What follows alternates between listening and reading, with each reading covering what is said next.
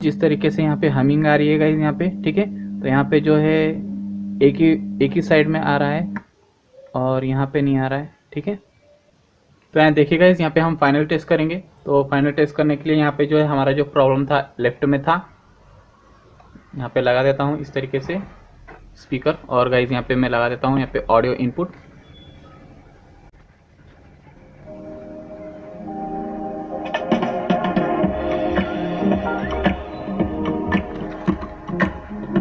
ये भी ठीक है, ये भी ठीक है गाइस, ठीक है। इस तरीके से रिपेयर कर सकते हैं गाइस, ठीक है।